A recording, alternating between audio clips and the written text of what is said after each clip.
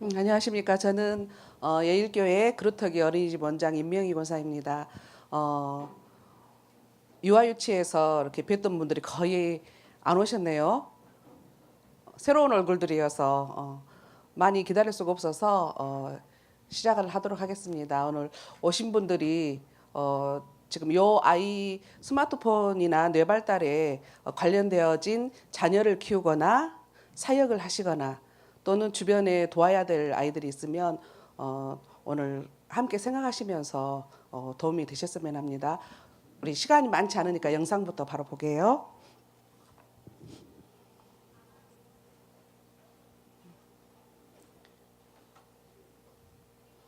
뇌 발달에 대해서 아이들의 뇌 발달에 대해서 알고 우리가 아이들을 바라보면 좀 교육하는데 도움이 되실 것 같아요. 한번 보시게요. 모든 동물에게는 뇌가 있습니다. 그럼에도 인간이 인간일 수 있는 이유는 뭘까요? 인간의 뇌와 맘모스의 뇌는 사실 별 차이가 없습니다. 차이가 있다면 단 하나, 전두엽이 활성화되고 안 되고의 차이입니다. 전두엽 형성의 초등학교 시기가 중요한 이유는 그때의 경험이 사춘기 때의 전두엽 상태를 결정하기 때문입니다.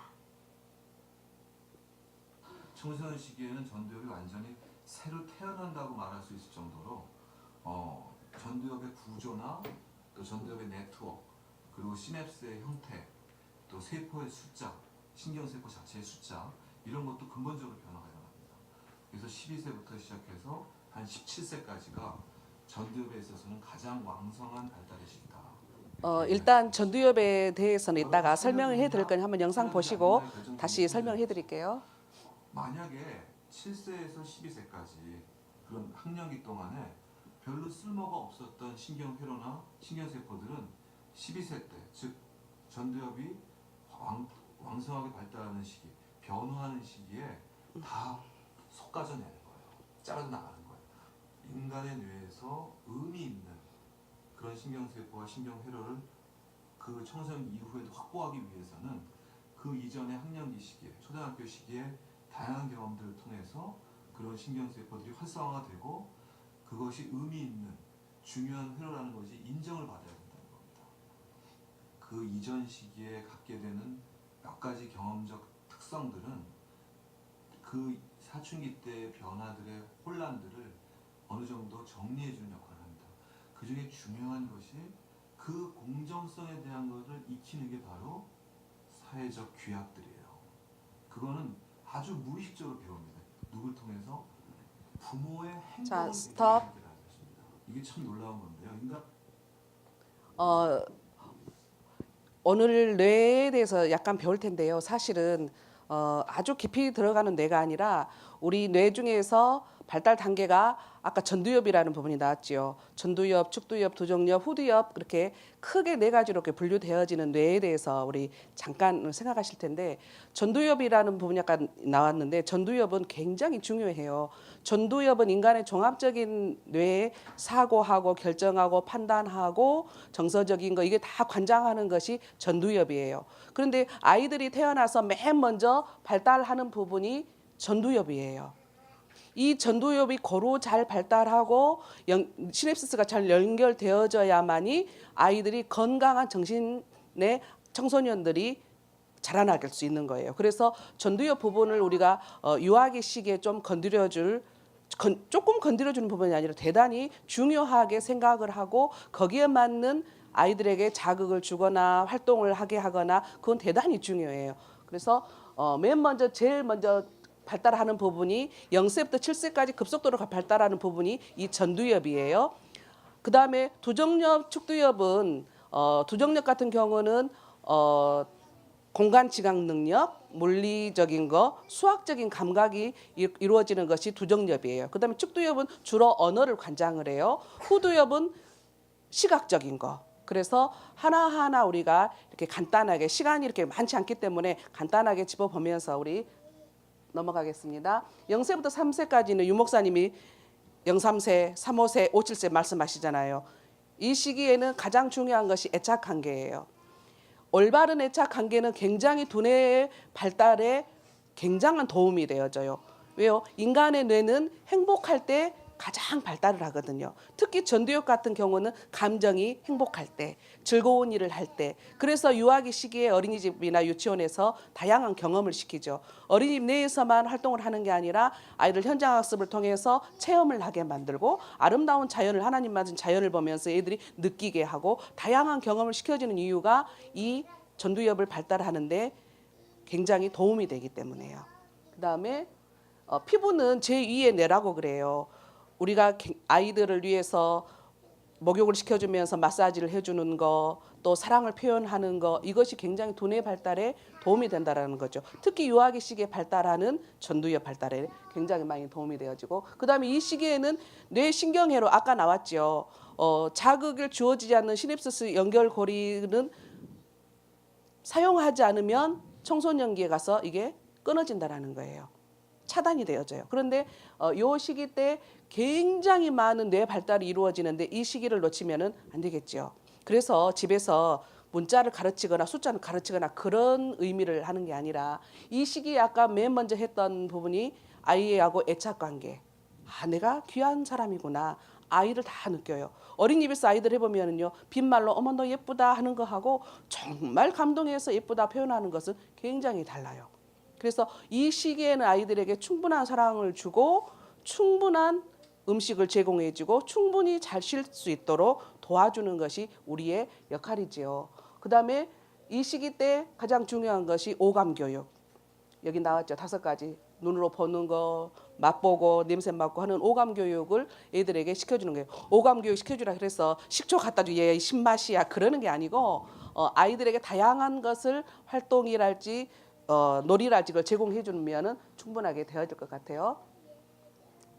여러분들이 보기에는 우리 TV에 지금 요즘 보면 그 슈퍼맨이 돌아왔단가? 그 아이들 아빠하고 나와서 하는 프로그램 있죠. 가끔 보면 아빠들이 막 밀가루를 갖고 온 집안에 이렇게 한데 그걸 보면은 여러분 무슨 생각해요? 저거 치우려면 되게 힘들겠다부터 생각하잖아요. 그런데 그게 아이들에게는 너무 행복하면서 손가락에 뇌에 자극이 충분히 주어지면서 아이들을 두뇌 발달은 대단히 좋은 방법이에요. 가끔 보면은 정말 훌륭한 아빠가 많은 것 같아요. 그다음에 4, 7세 전두엽 발달을 아까 말했던 거 종합적인 사고가 발달하기 때문에 전두엽은 대단히 중요하다는 거 잊으시면 안 돼요. 이 시기 때 각인 시기. 이번에 유아유치 메시지 하면서 언약 각인. 그다음에 가정 가문 치유. 그다음에 서밋 DNA 각인. 그다음에 싸우지 않고도 가지고 있는 것으로 이길 수 있는 힘. 그에 대해서 말씀하셨거든요. 이 시기에 뜨는 종교교육도 가능해요. 0세 3세는 어떻게 해요? 엄마가 옆에서 예수가 그리스도야. 예수님 어디 계셔? 여기 계셔요. 그러면 굉장히 엄마들이 대단히 행복하지요. 아, 내 아이가 마음속에 예수님이 계시구나. 그런데 그거는 부모가 시켜서 하는 거고 이제 4세부터 7세부터는까지는 어느 정도 이게 교육적으로도 가능하고 아이가 조금 느낌이 있다라는 거죠. 이때 시켜줘야 될 부분들이 예절교육, 책 읽는 거 다양한 경험이 아이에게 굉장히 중요하고 종교교육도 이 시기부터 가능하다라는 거예요. 어린이집 다닐 때 아이들을 보면은 굉장히 인사를 잘해요. 배꼽 인사. 근데 학교만 들어갔다 하면 그 뒤로부터 배꼽 인사는 사라져요. 왜 그럴까요? 반복되어서 안 하기 때문에. 그거를 그렇게 중요하게 여기지 않기 때문에. 그렇지만 이 시기에 배웠던 아이들은 몸에 배어있던 것들은 어느 시기가 되면 또 나오게 되어 있죠. 그다음에 기본생활습관 교육이 예절교육. 그다음에 초등학생 시기에 요 시기 때 발달하는 거 유아기 시기에 전두엽이 많이 발달했다면 초등학교 시기 때는 이 전두엽을 가지고 활동을 하는 거예요.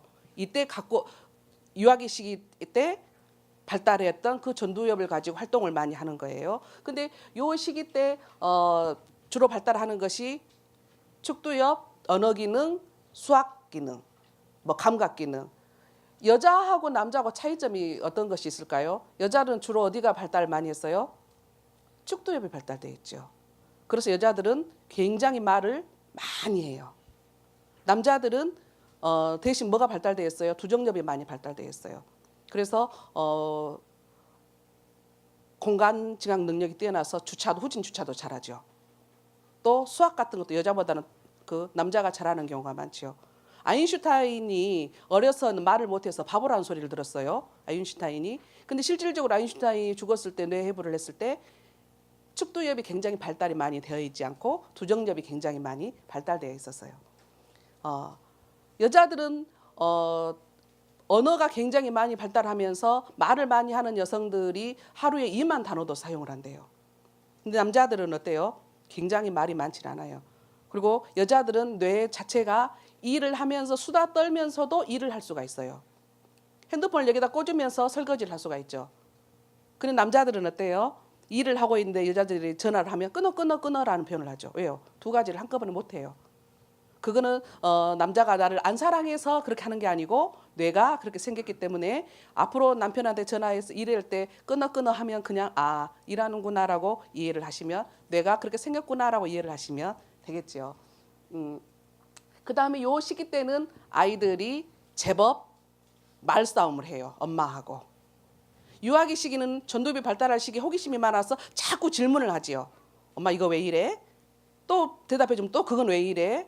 그래서 계속 반복적으로 질문을 하잖아요. 근데 이 시기 때는 어느 정도 정립이 되어지기 때문에 언어 능력도 정립이 되어지고 그러면 이 유아기 시기에 있던 아이들이 문자나 숫자나 언어나 이런 걸 언제 할 때 가장 적합하겠어요? 이 시기 때요. 그래서 이 시기가 아닌데 어린이집에서도 이렇게 문자 숫자를 가르쳐 보면 정말 안 되는 아이가 있어요. 그리고 흥미가 없는 아이가 있어요. 흥미가 아주 없는 애들하고 부모하고 상담을 해보면 누구에게 문제가 있었어요? 엄마에게. 옆집 애기가 5살 때 책을 읽어요. 그럼 내 마음이 어때요? 굉장히 바빠요. 그래서 못 읽는 내 애기가 그러면 안 되죠. 그래서 벽에다가 가나다라 붙여놓고 기억 니은 붙여놓고 계속해서 반복을 하죠. 그것만 하면 다행인데 못하면 혼을 내죠. 그러면 아이는 공부가 어때요? 내가 알아서 행복해가 아니라 정말 재미가 없는 것이 공부구나라고 인식이 되어져요. 유아기 시기 때 요즘은요 사실은 가르치지 않아도 어느 정도는 문자 숫자를 애들이 알아줘요. 왜요? 방송 또는 간판 이런 것들을 통해서 굉장히 우리 아이들 어렸을 때 보면 버스 노선 버스 보고 22번 뭐 그렇게 해가지고도 외우기도 해요.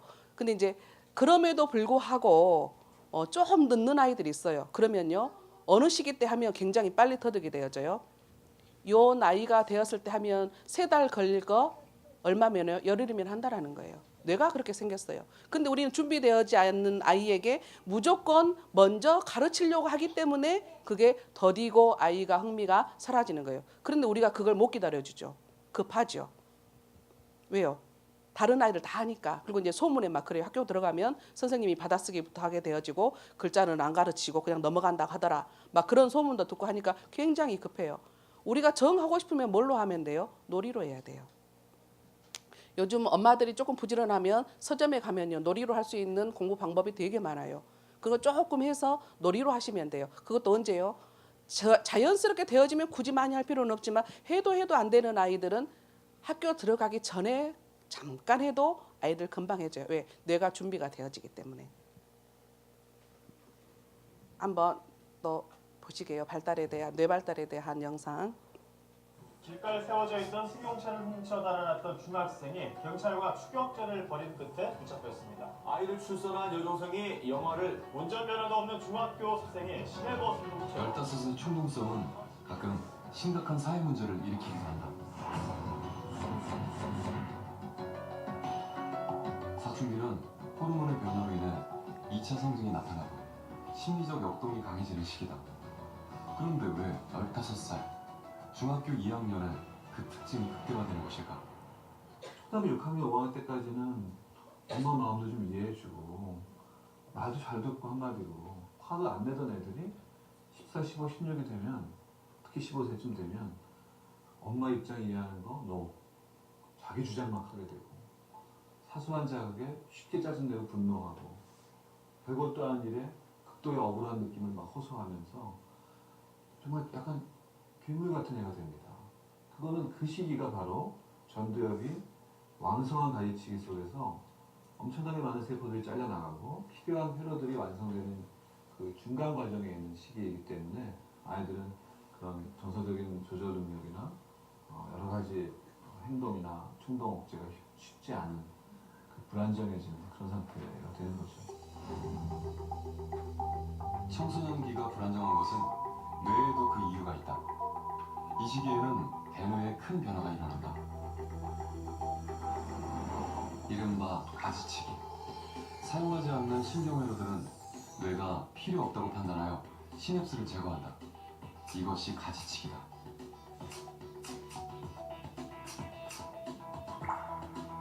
인간의 뇌 중에서 가장 늦게 성장하며 감정 조절 기능을 담당하는 전전두엽.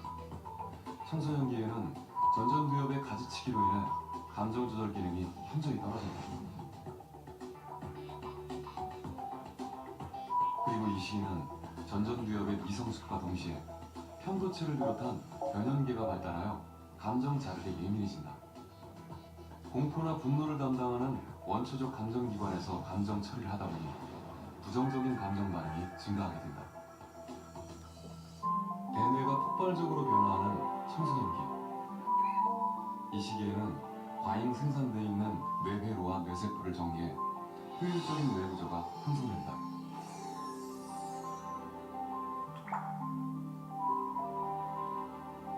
그동안 예술적 영역을 사용하지 않았다면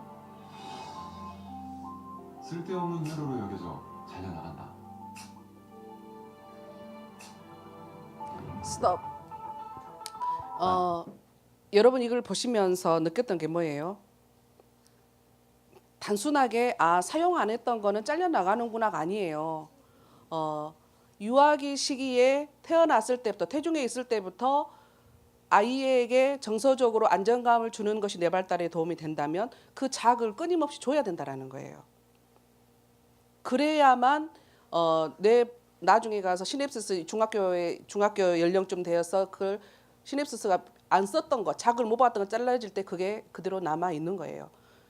그렇기 때문에 유아기 시기에 어떠한 하나를 편중해서 예를 들면 어린이집 지금 뭐 영어 유치원이라고 말이죠. 영어 유치원은 아니에요. 원래는 영어 학원이죠. 근데 자기들이 영어 유치원이라는 표현을 해서 고액의 막 100만 원 이상의 돈을 주고 아이들이 그 수업을 한단 말이에요. 근데 거기에서는 언어를 주로 하기 때문에 거기 수업 형태를 보면은 어린이집이나 유치원처럼 다양한 놀잇감이 제공되어져서 하는 프로그램은 아니에요. 주로 언어 형태로 이루어져요. 그러니까 그 아이들이 뭐가 부족해요? 어울림이 부족하죠. 어울림이 부족하다라는 거는 그 아이가 사회적인 경험을 풍족하게 받지 못했다라는 거예요. 저희 예전에 제가 풍암지구 굉장히 큰 유치원을 운영하고 있을 때 ECC라는 그 학원이 있었어요. 거기를 다니다가 7세 때여서 오는데 그 아이가 적응을 못해요. 친구들하고 어울릴 줄 모르는 거예요. 왜요? 그런 걸 해보지 않았기 때문에. 그래서 유아기 시기 때 이때 다양하게 해줘야 되는 것들이 뭐냐면은 편중되지 않는 거예요. 엄마가 난 우리 애들 영어를 잘 가르치게 할 거야 해가지고 계속 영어만 자극이 되어지면요 다른 것이 부족해요. 근데 다른 것이 부족한 것은 여러분들이 생각할 때 공부 잘하니까 영어 잘하니까 그렇게 생각하면 큰 오산이에요. 아까 말했던 것처럼 정말 종합적인 것이 고루 발달을 해야 이 사람이 뭐 서울대를 나와도 고루 발달이 되지 않으면 뭐가 떨어져요? 같이 함께 가는 것이 떨어질 수밖에 없어요. 요즘 시대에 성공하는 사람 서울대 나와서 성공하는 건 아니에요. 오히려 서울대 나와서 굉장히 똑똑한 사람보다 지방대 나와도 순정적이고 정말 상사의 말에 순종하고 거기에 따라서 해주고 그 사람이 오히려 더요 발전 가능성이 있어요. 왜? 누구를 지키겠어요? 누구를 키우겠어요? 여러분 같으면. 그러니까 유아기 시기 때 굉장한 다양한 놀이랄지 다양한 활동을 해주는 것은 굉장히 그만큼 중요해요. 그래서 국가에서도 누리과정을 만들어 놓고 영역별로 5개의 영역별로 해서 나누어서 그걸 계속 뻗어나가서 그걸로 수업을 해라라는 그게 누리과정이 만들어졌어요. 근데 조금 위험하긴 하죠. 왜냐하면 서울의 강남에 있는 아이 누리과정하고 저기 진도의 섬에 있는 누리과정 프로그램이 같다라는 거 그건 좀 말이 안 되는 거죠. 거기에 이제 적절하게 그 교사가 이렇게 수업을 잘 해나가야 되겠지만 그만큼 유아기 시기 때 다양한 경험을 주고 아까 말씀드렸죠. 애착 관계가 굉장히 잘 된 아이들이 뇌 발달도 잘 되어진다고요. 제가 가끔 강의할 때 그런 이야기를 한 적이 있는데 일반 정상적인 가정에서 자란 아이들과 시설에서 자란 아이들을 뽑아가지고 뇌 IQ 검사를 했는데 일반 아동들이 시설에 자란 아동들보다 10에서 15 정도는 IQ가 더 높았어요. 그거는 미혼모가 난 아이가 지능이 낮다 그런 의미보다는 자극을 충분하게 못 준 거죠. 시설에 자란 아이들이. 그러니까 가정에서 아이가 귀찮게 말을 걸어도 대답을 충실하게 해주는 거. 그런 거 몰라도 돼. 그게 아니고 충실하게 대답을 해주고 안아주고 사랑해주고 그것이 두뇌 발달에 대단히 좋다라는 거예요. 그리고 이 시기에 애착 관계가 제대로 형성돼야만 청소년기에 가서 함께 하는데 무리 없이 이렇게 넘어가지는 거예요. 그리고 또 한 가지 아까 말씀드렸다시피 다양한 자극을 준 뇌는 그대로 어진다고요. 뇌 연결고리가 남아 있는단 말이에요. 그런데 자극을 주지 못했던 거, 그 부분들은 다 잘려나가게 되어져서 청소년기에 그것이 뇌로 아까 말씀 보셨죠. 아이들이 우리 그 중2를 굉장히 무서운 시기라 그렇게 표현을 많이 하지만 정말 어려서부터 부모하고 애착 관계가 잘 형성된 애들은요 그렇게까지는 안 하죠. 그러면 언제가 중요해요?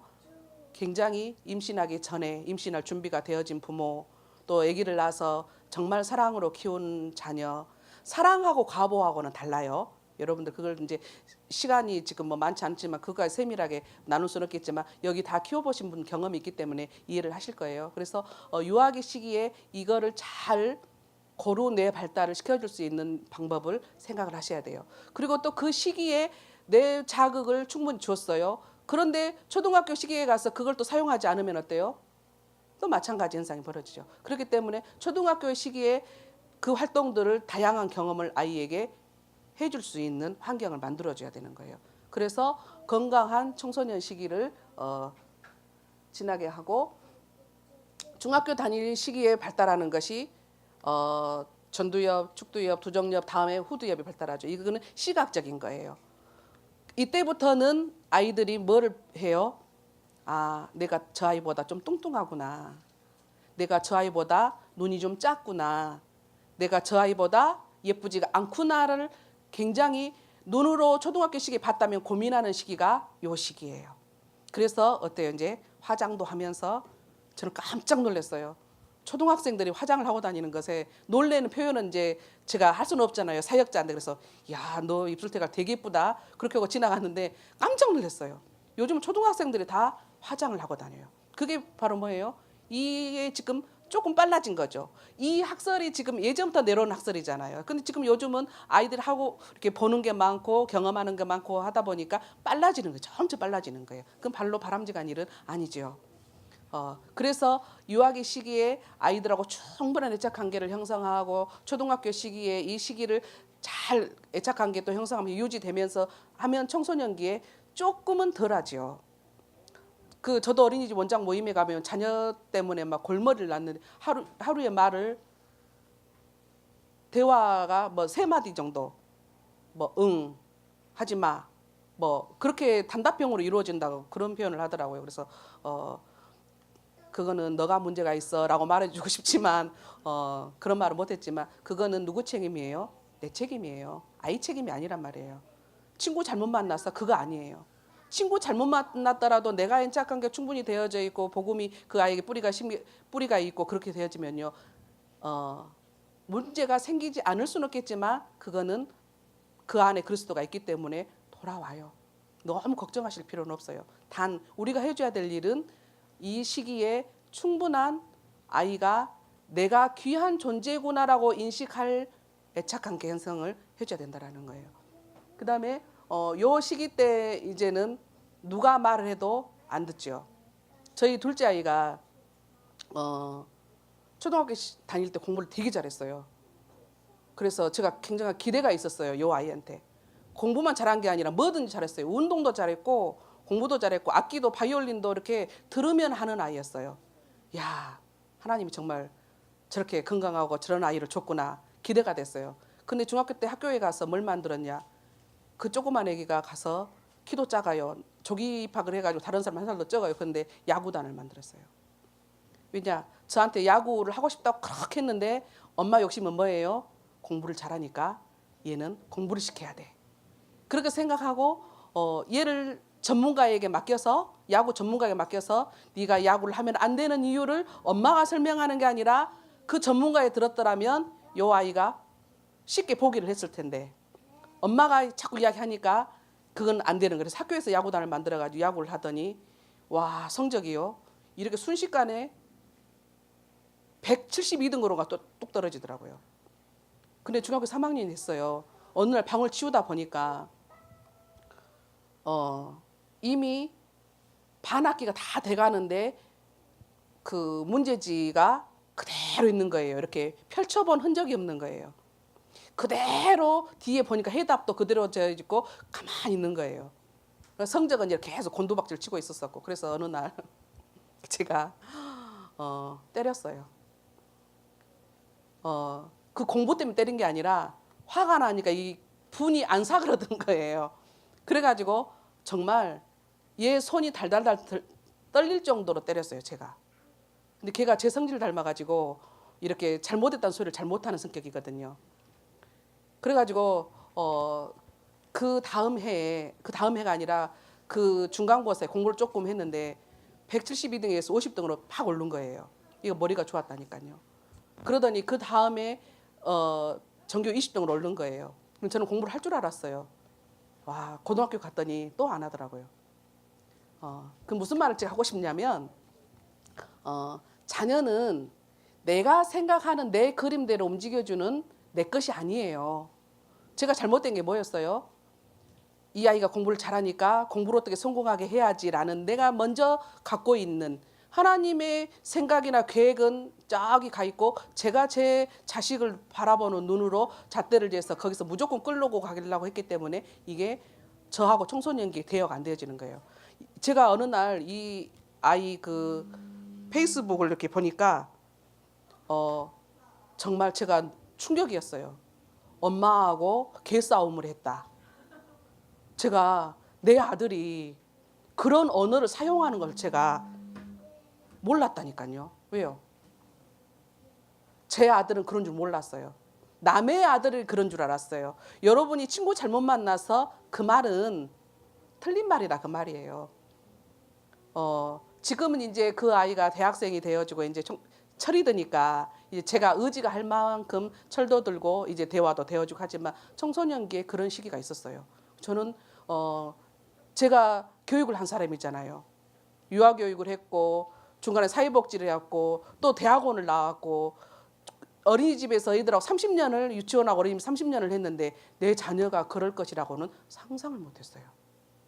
그런데 그런 일이 일어나더라고요. 학교도 제가 한번 선생님한테 불려간 적도 있었어요. 제가 처음 이야기하는 거예요. 한 번도 해본 적이 없는데 불려간 적도 있었어요. 그러나 아까 말씀드렸다시피 아이가 갖고 있는 거, 그 안에 든 그리스도는 그 아이를 자잘하게 만들어요. 겉으로 봐서는 지금 현재 온갖 스텝은 다 오고 다녀요. 제가 볼 때 아마 그 아이는 거기를 스텝을 하면서 아마 인정을 받았던 것 같아요. 그러니까 엄마가 늘 요구한 너 왜 이래가 아니라 거기서 일을 하면서 너 정말 잘하는구나라는 그 인정을 받은 것 같아요. 그래서 겨울 되면 제 아들이 아니에요. 이 앞주에도 일주일 동안 없더니 주일날 짐 싸더니 또 이번 주에도 일주일간 없고 금요일 어제 올 줄 알았는데 아직도 안 왔어요. 그 다음에 뭐 선교대도 남아있고 지금 아마 그럴 것 같아요. 제 아이가 제가 생각했던 그림대로는 안 자랐지만 제 아이가 이 안에서 뭐가 됐든 간에 쓰임받을 수 있고 잘하고 있다는 것은 이 안에 있다는 건 참 감사한 일이에요. 여러분들이 그린 그림을 보지 말고 박호영 사모님께서 그런 이야기를 하셨어요. 제가 전문사역 2003년도에 일기거든요. 박호영 사모님이 제가 그 강의를 들을 때 수많은 정말 명강의를 하셨지만 제가 두 가지가 기억이 나요. 한 가지는 아이를 키우는 데는 연습이 없다. 모든 게 실전이라는 거예요. 또 한 가지 너의 생각을 가지고 아이에게 끊임없이 말을 하는 것은 너는 딱 내 수준만큼만 잘하라 라고 똑같다라는 거예요. 근데 지금 15년이 흘렀어도 그것이 제 머릿속에 남아있는 거는 뭐였겠어요? 제가 그렇게 하고 있었겠죠. 여러분들이 내 자녀가 내 것이 아니다라는 것을 염두하고 하나님께 맡기면요. 제가 생각하는 것보다 훨씬 더 나은 자리에 있는 것을 여러분 느끼실 거예요. 저 아이가 지금 제 큰아이예요. 저 아이가 제가 3년 만에 낳은 아이인데 심장병이 있었어요. 그 다음에 사시 수술을 했어요. 오른쪽 기능이 약했어요. 그런데 종합병원이에요. 그러니까 심장 수술, 어려서 심장 수술했죠. 정말 정말 기도해서 낳은 아이가 약하게 태어난 거예요. 그런데 둘째는 너무너무 건강하고 그런 거예요. 그러니까 우리 남편이 하는 말이 하나님이 첫째를 저렇게 약하게 태어나게 해서 미안해서 둘째를 저렇게 저런을 줬나 보다 농담 삼아 살 정도로. 근데 박희성 목사님이 저 아이가 재활치료를 받아야 되는데 제가 어린이집에 있으니까 그걸 못 해주잖아요. 저는 늘 가을만 되면 어린이 그만두겠다는 소리를 달고 살았어요. 저 아이를 재활치료를 시켜줘야 되고 병원을 데리고 다녀야 되고 해줘야 될 것 제가 생각할 때 너무 많은 거예요. 근데 박희성 목사님께서 그때 하신 말씀이 내가 다른 거 못해도 저 아이를 위해서 기도하겠다라는 말씀을 하셨어요. 그런데 지금 제가 저 아이를 보면 제가 24시간 저 아이를 케어했으면 지금 저렇게 잘 자라 있을까라고 생각이 들 만큼 훨씬 더 지가 원하는 자리에 있고 지가 원하는 공부를 하고 있고 그 미래는 이제 제가 잘 모르겠지만 하나님 책임지시겠죠.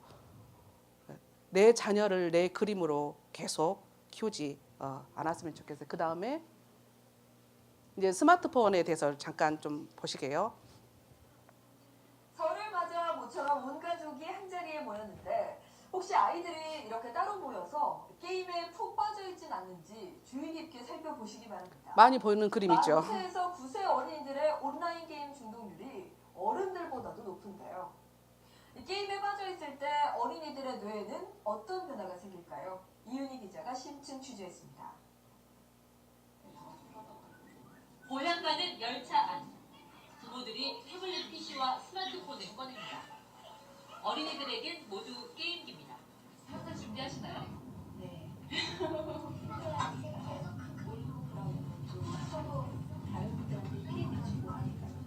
게임을 좋아하는 5살 어린이. 엄마가 감춰놓은 스마트폰을 찾아내더니 빠른 손놀림으로 게임을 즐깁니다.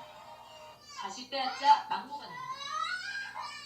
하고 싶은데 안 되니까 눈빛 같은 게 무섭게 변할 때가 안 올 수도 있는 것 같더라고요. 게임할 때 어린이 뇌에는 어떤 변화가 나타날까? 게임 5분 만에 잔잔하던 뇌파가 요동칩니다. 또 게임 시작 전 초록색이던 뇌가 게임에 열중하면서 붉은색으로 변합니다. 이른바 스트레스 뇌파가 80% 급증한 겁니다. 이건 극도로 긴장하고 불안하다는 것을 보여주는 거죠. 이런 상태가 반복되면 기억력과 판단력, 집중력을 관장하는 뇌 전두엽의 기능이 약해질 수 있습니다. 충동적인 행동이 나온다든지 과격한 행동이 나온다든지 엉뚱한 행동이 나온다든지 학습 능력에 저하가 온다든지 그러한 부작용들이 생길 수가 있죠. 만 5살에서 9살 어린이 100명 중 8명은 하루 평균 2시간 이상 게임을 하는 고위험군으로 조사됐습니다. 게임 중독에 빠진 어린이는 게임을 하지 않을 때도 스트레스 뇌파가 더 많이 나옵니다. 이런 증상을 막기 위해선 우선 만 4살 이하 어린이들에게는 이 스마트폰이나 게임기를 주지 말라는 게 전문가들의 공통된 의견입니다. 스마트폰이 전화 용도로만 사용해 주시는 모습을 보여주시는 게 아이한테 가장 효과적인 것 같아요. 어린이들이 게임을 하더라도 하루 30분 이내로 시간을 제한해야 중독을 줄일 수 있습니다. KBS 뉴스 이윤입니다. 스톱.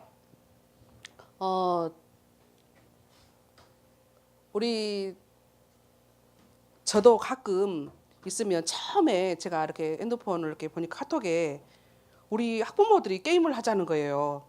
그래서 이제 저는 그거를 왜 그런 문자를 저한테 보는지 몰랐어요. 근데 이 학부모는 전 줄 모르고 보냈겠죠. 그리고 이제 어느 날 교사 선생님들한테 와갖고 아니 왜 이 엄마는 나한테 게임을 하자는 거야? 그랬더니 그게 아니고 이렇게 상대방에게 게임 뭐가 떨어지면 이렇게 누구한테 이렇게 보내고 그러면 게임을 다시 할 수 있는 그게 있나 봐요. 근데 이제 엄마들이 그거 하면서 이제 전줄 모르고 저한테까지 이제 이렇게 문자를 보내는 거예요. 근데 어제도 지금 저희가 어린이집 교사들 저기 제암산 자연휴양림 가가지고 1년 계획 세우고 지금 왔거든요. 오늘 왔는데 선생님 한 명 중에 그런 이야기를 하는 거예요. 자기 아이만 지금 스마트폰이 없어가지고 계속 졸른다라는 거죠. 그래서 사주지 말고 안 사주는 게 잘하는 일이다라고 설명을 자꾸 해라 하는데 그 아이는 그게 왜요? 주변에 다 가지고 있잖아요. 그 어린이집에 지금 여기 교회 문화센터에 보면 제 방 옆에가 아마 와이파이가 되나 봐요. 거기 앉아가지고 그 오후 되면 게임하는 애들이 제법 있어요. 제가 이제 2시쯤 되면 자 예배할 시간이다 해가지고 내보내기도 하기는 하지만 이 스마트폰은 굉장히 위험한 거예요. 지금 여기에는 안 나왔지만 정말 게임이 중독된 아이들의 뇌는요 알코올 중독자 뇌하고 똑같은 거기까지 돼가져요. 근데 이 유아기 시기에 지금 여러분 이 중에는 핸드폰을 켜줄 사람이 없지만 저도 간간히 SRT를 타고 이렇게 서울을 왔다 갔다 하는 경우가 많거든요. 그러면 제가 이제 5호차는 유아 동반석이에요. 그럼 가끔 보면 이제 제 옆에 유아가 타면 엄마가 이제 딱 앞에다가 스마트폰을 딱 켜서 동화를 이렇게 보여주는 거예요. 근데 이제 처음에는 제가 가만히 있다가 나중에는 이제 도저히 좀 뭐 하면 이거 너무 자주 보이면 안 된다. 이렇게 이제 이렇게 이야기를 하는데 유아기 시기에는 이제 게임은 일단 고사하고 유아기 시기에 이게 노출되어지면 뭐를 안 볼까요? 책을 안 봐요. 왜요? 영상은 우리 후각이 기능이 발달하고 눈으로 보고 생각할 수 있는 사고할 수 있는 시간을 가져야 돼요. 뇌는 그러잖아요. 그럼 우리는 책을 보면서 느끼고 생각하고 이걸 가지고 내 아이가 내 마음에 담기도 하고 배우기도 한단 말이에요. 그런데 스마트폰은 어때요? 게임 같은 것은 막 영상이 막 지나가잖아요. 그러면 이 뇌에서 그런 생각하고 사고할 수 있는 그 시간적 여유가 없어요.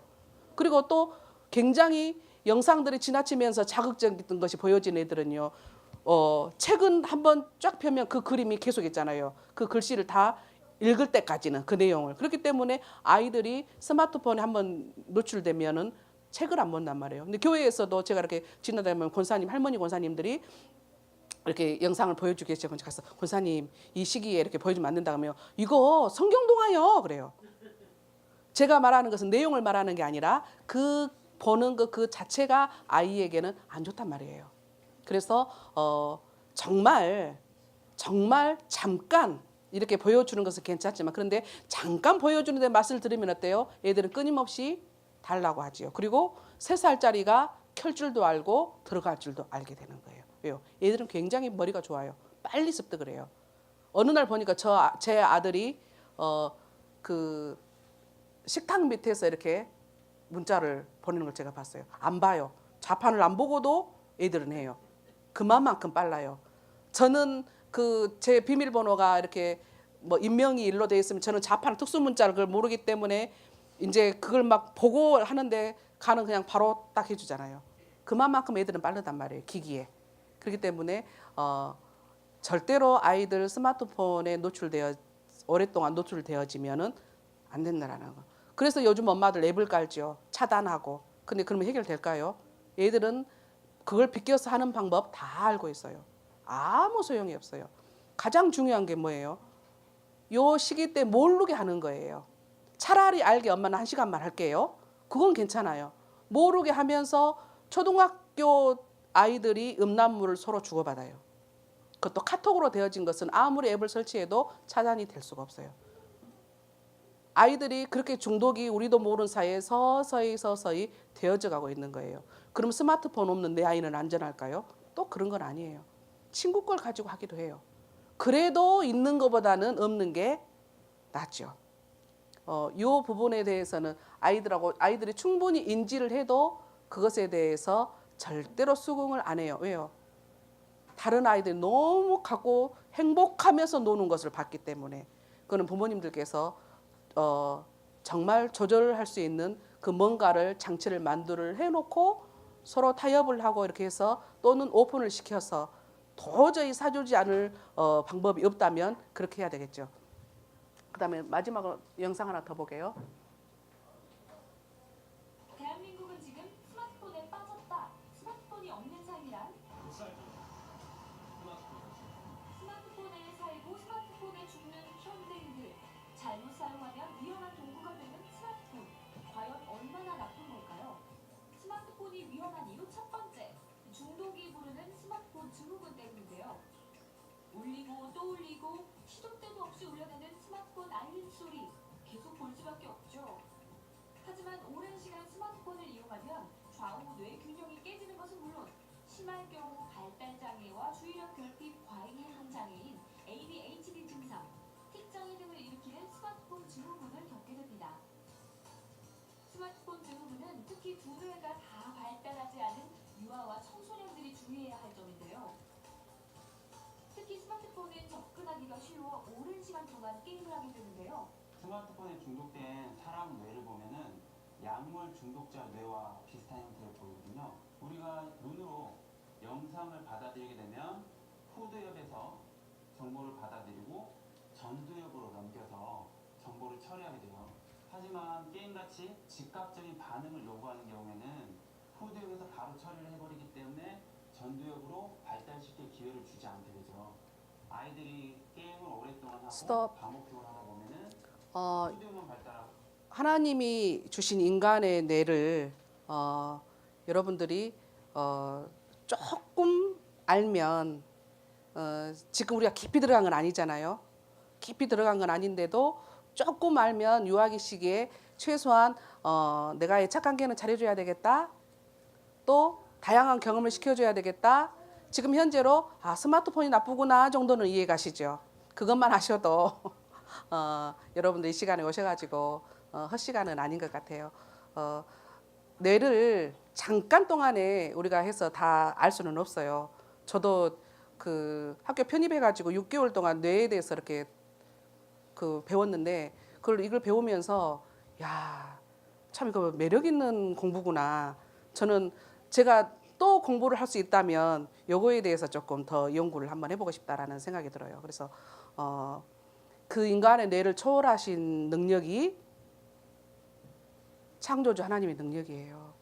그러나 우리가 이 시기에 지금 내 아이가 2단계에 있고 2단계에 있고 발달 단계에 맞춰서 좀 자극을 주고 또 그보다 가장 좋은 것이 내 자녀하고 올바른 애착 관계를 형성하는 것. 그것이 우리 아이가 어른이 되어져서도 우리 TV 가끔 보면 뭐 프로 보면 둘이 어색해 가지고 아빠하고 딱 아들하고 앉아 가지고 할 말을 얘가 빨리 뭔 말을 해줘야 될 텐데 뭐 그런 경우가 흔히 있잖아요. 이게 어려서부터 그런 대화가 충분하게 이루어지지 않았기 때문에 제가 그 장성에 가서 이렇게 요거에 대해서 거기서 의뢰가 들어왔어요. 요거에 대해서 좀 강의 좀 해달라고 했는데 가시면서 아빠가 하신 말씀이 있어요. 다 들어서 이해를 하겠는데 애기하고 같이 농구를 할 수 있거나 그거는 참 쉽지 않겠다 그러고 가시더라고요. 아이들이 치료하는 방법은 많이 움직여서 애들이 스마트폰보다 더 재밌는 것이 있구나라는 것이 인식될 만한 뭔가를 찾는 방법이에요.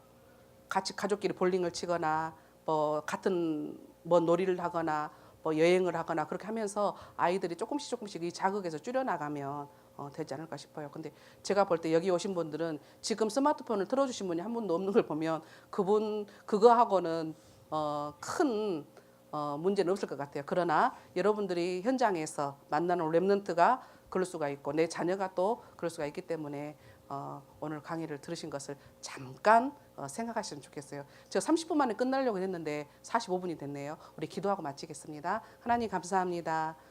우리에게 하나님께서 선물로 주신 자녀 또 내가 맡고 있는 랩런트들을 위해서 저희들 무엇을 함께 할까를 늘 고민하고 있는 가운데 정말 하나님 주신 언약을 우리 랩런트가 마음속에 담겨지게 하시고 또한 우리와 함께하는 랩런트가 정말 말씀으로 승리하는 랩런트가 되게 하시고 먼저 깨어서 기도하는 우리 사역자와 부모님이 되어줄 줄 함께 하시고 돌아가는 발걸음도 하나님 함께 할 줄 믿사옵고 예수님의 이름으로 기도했습니다. 아멘. 긴 시간 수고하셨습니다.